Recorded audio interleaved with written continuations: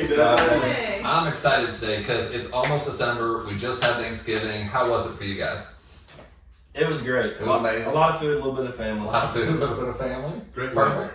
Yeah, Great weather. a little bit of family. It was awesome. Awesome. It really was. It was a great time reflecting, being with family, taking some time off. Yet we've got an interesting market that we're here to talk about today, right? Going into December, going into 2024, we've got a lot of cool things happening and changing in the market. So we're excited to bring you what's happening here in our local market. We've got Jocelyn, Chad, Noah, and I'm Devin, and let's dig into it because we've got a lot of great opportunities for you here, whether you're looking to buy or sell. So overall, what's happening in the market, what's changed, and what's leading us into 2024? What's the story? Well, I guess if people have watched the one we did before, it's still a little similar to what we've seen. Okay. There's a lot of people that are, we see them holding out because of interest rates, buyer-wise, inventory's going way up, and people are needing price adjustments before they hit a sale usually, unless it's priced perfectly to start. So stop for a minute. Price adjustments. Are we seeing a lot more of those right now, or is it kind of just starting? I mean, compared to what we were before, which is most things were just flying off the shelves, we're seeing a lot more. I've noticed that a lot of times if they don't price it right immediately, they're usually taking about 2 price adjustments before they end up selling. That's just kind of what I'm seeing at this point. Okay. Coming down a little bit, and then even then, oftentimes they don't quite get what they're asking for at that point. They're still getting less than what they're asking for. So I'm curious on that aspect because inventory is going up, right? What's stopping sellers from pricing it right in the beginning? Well, that's a great question. I think there's a few factors. Of course, some people have their certain number that they feel they need to hit to break even. Mm-hmm. I think a lot of it hinges on your conversation with the agent that you list with. They're making sure that they prepare you and coach you the right way and kind of advise you. I know a lot of times, people have seen what's going on before, and like you mentioned, prices are still rising. Mm-hmm. So I think a lot of people feel like they kind of ride that same trajectory, when the truth is, if you go ahead, you price appropriately, maybe it's not quite what you thought you could get, you'll get what you're actually asking for, and you'll beat out the rest of the competition that you're trying to sell against. So, in your opinion, it hurts sellers not to price it appropriately at the beginning. That's right. Yeah, I think a lot of people assume even if I price it too high, that's fine. I can always come back down. Yeah. But that's not really the reality. When you price it too high, you shoot yourself in the foot. The moment you drop, if you have to drop again and again, people start asking what's wrong with it, and then you're going to get nowhere near what you could have gotten if you would have priced it appropriately the first time. Yeah, I heard something in the past. It's, we want to be with the market, not chasing it, right? When you're chasing a snowball down the hill, it's going to eventually get bigger and quicker, and you're never going to catch it. Exactly. That's right. What else? What are we seeing out there overview? Do we agree with what Noah's talking I about? agree. I mean, I don't see a whole lot of change other than certain segments of the market are definitely still extremely hot, and others are not. I mean, I think that's why we're seeing days on market starting to climb. A lot of your new construction, of course, the big features, great mountain views, water, things of that nature are certainly causing properties to sell much quicker than some of the ones that aren't that way. Right. So I think it all comes down to the 3 things we always talk about: price, location, and condition, right? And to Noah's point, I agree with him spot on. I believe, when he was saying that, people, why there's not, why we're not seeing a lot of change, or sellers are not pricing correctly. I think it's mainly just that. I mean, they're still living in the Disney World market that we came out of, that we're coming out of, and they're just thinking that they can still see those massive returns that folks are seeing during our COVID time. Yeah, you mentioned the Disney World market. You mentioned interest rates. It's kind of that perfect storm right now. Like, people have been so conditioned with low interest rates and fast-moving market that right now that interest rates have come up and prices are still going up. Buyers might be a little hesitant, yet I think they're still pretty serious. Are we seeing a lot of serious buyers out there? Oh, for sure. And I think too, even with the interest rates being a little bit higher, we are in a market too where we have a ton of cash buyers. So the rates necessarily, it does affect us, of course, but not as much, I think, as other markets. Sure. So that still in turn, makes the days on market a little bit less probably compared to, the Atlanta markets and stuff like that, just because we do have second home buyers. That's a very good point, right? You know, our days on market are still relatively low compared to nationally, Yeah. right? We're still seeing prices going up. We've got a lot of cash and investors influx in the area, new home builds, new construction. So, I mean, I guess talk to me about how this inventory is going to play out. I mean, can inventory continue to rise and prices still continue to go up? What are your thoughts? Well, I mean, I think if prices continue to rise, inventory itself will continue because people aren't going to be selling. I think we're hopefully getting to this new normal, I guess you could say, where people start to realize we've kind of plateaued. We shouldn't be growing. Pause here for a minute. Did you guys hear that? It's a normal market. This isn't weird. This is normal. It's just something we're not used to over the past 3, 4, 5 years. Yeah, it's getting back to what we would consider normal. I mean, if you look at right before COVID hit and everything went crazy, I mean, it wasn't uncommon at all to see a house on the market 60 or 90 days, Sure. Even if it was priced pretty well. The only way to sell them quicker at that point was kind of pricing below where you were valued at. Right. So we're really getting back to a new normal of people seeing this plateau, not trying to constantly climb every time you list. And, you know, Chad mentioned just now, people aren't seeing these massive returns, and in a sense they're not, but they're still, I think people fail to see, you know, they want to list at 700, for example, and if they really just list it at 650, they would sell it. Yeah. And they're like, well, that's $50,000 different, but they don't look and see they bought it for 400 a year ago. Yeah. You know, so we're still seeing massive returns for people who bought early in this huge influx. Sure. It just might not be what you think you should get based off the news and based off everyone else's listing, but you'll still get a huge return if you price appropriately. It's definitely, you know, if you just look at the raw numbers, it's kind of hard to understand. Like you know, the whole point. Why is inventory going up and yet prices are still going up? Usually we see just the opposite. I have saw a lot of articles that have been written recently talking about moving into a buyer's market, and but yet we're still seeing these prices go up. So it's just a very strange. I mean, you know, every market is so different. I mean, you know, we service a pretty broad area here in the mountains. And what's happening in Blairsville may not be the same thing that's happening in Blue Ridge, which is just 20 minutes down the road. And same thing in LJ. So you got to look at each market individually, and it's very, as we always say in real estate, it's very hyper local. Yeah. And as we, you know, as we look at the numbers each month, we see the vast differences in each county and how, you know, some are not experiencing the same thing that other counties and cities are experiencing. And to Jocelyn's point, I mean, we're very blessed.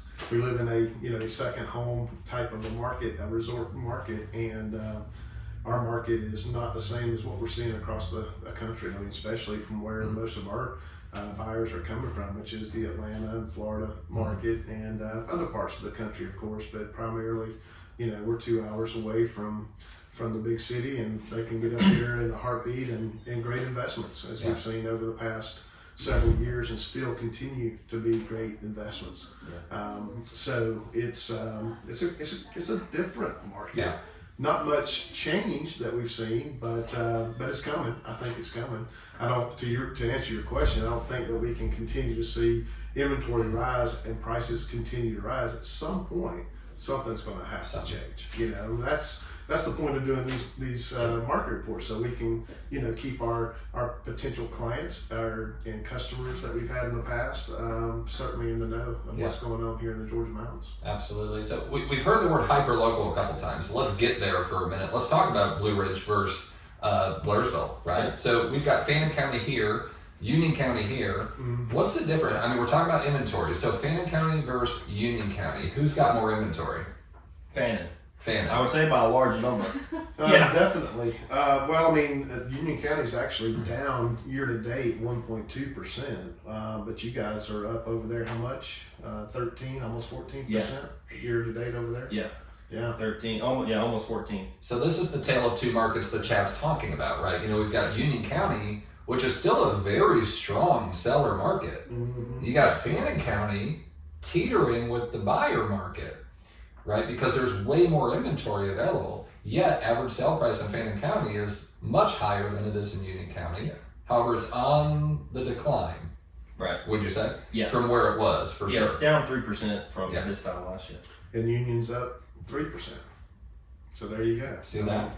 So that's where this hyper-local is so important. You know, we talk nationally quite a bit, and you hear national in the news and in all the reports. Yet really get with your real estate professional, your realtor, someone who can answer questions about your neighborhood, because they are all very unique and different.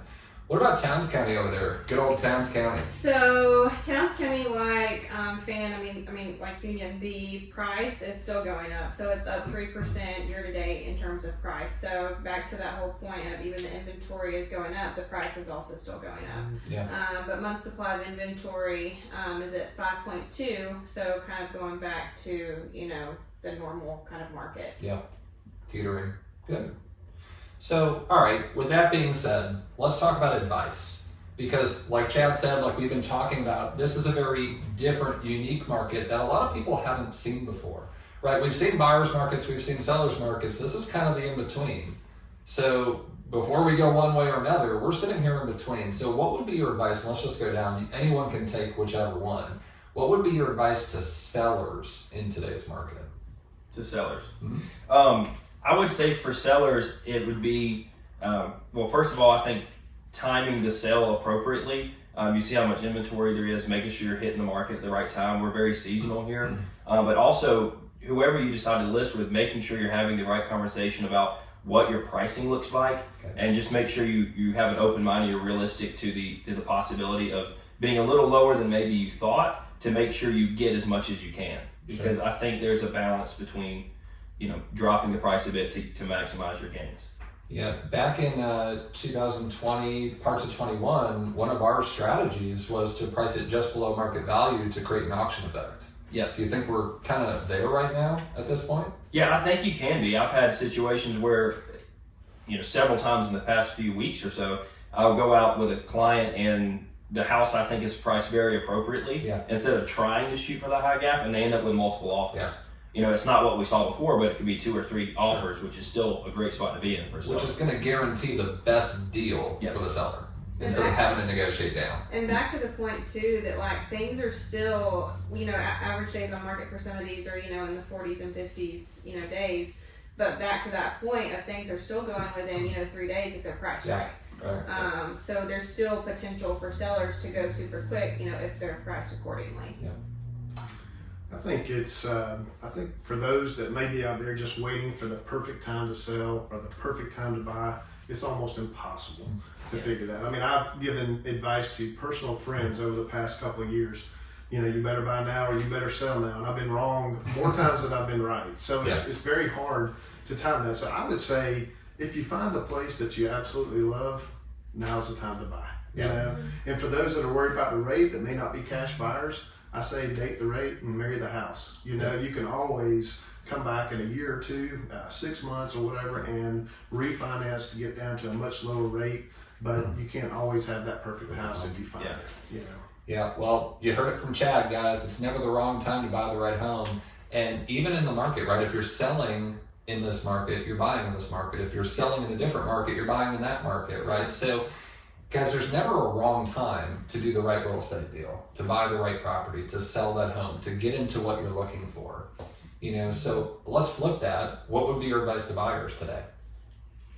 I would say don't be scared of, the news. Don't be scared of, days on market, something that's been on market 90 days, asking what's wrong with it. And the grand scheme of things, it's probably not that there's anything wrong. It's just not priced right. So, there's always room for negotiation at this point, especially being back to a normal market in most of these, areas that we service. So helping, get with the right agent to help you find the right house and to negotiate the best on your behalf. Absolutely. Who are the right agents? Me and Noah. Awesome. Yeah, just kind of echo what Chad was saying. I think and Jocelyn said this as well, I think a lot of times the news, and you hear all this stuff on TikTok and everything about how bad the market is. Real estate on TikTok, guys. Come on. Yeah. Professional. Go ahead. I would steer clear of that for the most part. Well, not only because of what may be happening in their market, it's certainly not happening in others. Exactly. Yeah, and they could be 100% right there and 100% wrong here. Sure. But I think just if you're looking to buy, it is still a great time to do it. If anything, it may be a better time than it's going to be in even 6 months, because one of the issues is if we do see rates start to drop again, you and everyone else and their mom that said they're waiting on interest rates to drop are coming back to buy. Yeah. And at that point, instead of competing with you and the seller to have a good deal, you're competing with you, the seller, and the 5 other offers that they have now. That's an incredible point, because again, what we know from 20, 21, and 22 is if you're in multiple offers, guess what? You're paying more. Yeah. And not only that, too, you're waiving things like inspections, appraisal contingencies. Like, Yeah. you know, you get into it, you get an inspection, you buy the house, and there's something wrong with it. Buyer's Well, remorse. Yeah. Yeah. Not to mention that if you're, the people that are worried about interest rates, whenever you do get in those bidding wars, the person that wins isn't worried about interest rate because they probably have cash anyways. Yeah. Yep. So you kind of shoot yourself in the foot. The great interest rate you have doesn't do you any good if you can't buy a house with it. Absolutely. Good advice. Good advice. Let's get hyper local to finish this out, Okay. because we did say we're a second home market, an investment market, a resort market. What would be your advice to people looking to invest money into our area? I would say maybe, I know we're talking about short term, but even, those that, are just wanting to invest money, maybe even think about long term rentals. I know that our area right now is really hurting in terms of trying to find long term, rentals for people. Yeah. So I think if you're wanting to, if you're not super keen on the short term rental market, you don't want to manage something like that, maybe look at long term rental, because that would be a great investment for around here. Yeah. I would echo that. I think we're just so short on long-term rentals. It's almost, if we have clients that want to come up and find something to rent, it's a challenge to find them anything that's worth them looking at. It's just so shallow. So that's a great point. I think long-term investments would be a huge key at this point, with short-terms being so saturated. And as money continues to come into the area, appreciation continues to happen. I mean, a long-term play is more conservative, but over time, it's a great deal, right? Yeah, for sure. Depreciation in the real estate market's great. I mean, look back at the history. So whereas the short-term market, you might see volatility, Yeah. right? The long-term market stays pretty good. Yeah. Chad? Oh, I just kind of echo what they said. I'm thinking back of Mega Camp when we were there, and Gary Keller puts on the board, if you bought a 2022 Jeep Wagoneer, which I just happened to have bought that year, so I slid down in my chair quite a bit. But for the money that you pay for a new car like that, you can invest in another home. And as we know, some of the wealthiest people in this country, in this world, built their wealth through real estate. Yeah. And so if you want to diversify your portfolio, if you want to truly, like they're talking about, mailbox money, generational wealth, we'd love to help you build your wealth portfolio. And the best way to do that is to invest in the mountains. I mean, it's a great place. We're on the map. I mean, there's just so much growth happening up here. It's a beautiful place to come. We're the geographic phenomenon. We're 2 hours from Asheville, 2 hours from Chattanooga, 2 hours from Atlanta. Yeah. A little over 2 hours, almost 3 hours from Greenville. So it's just a great place to come and enjoy time away. It's a beautiful place to get out and enjoy the outdoors. And what better way to do it than to invest in real estate so that you too can enjoy it while you're making money. Absolutely.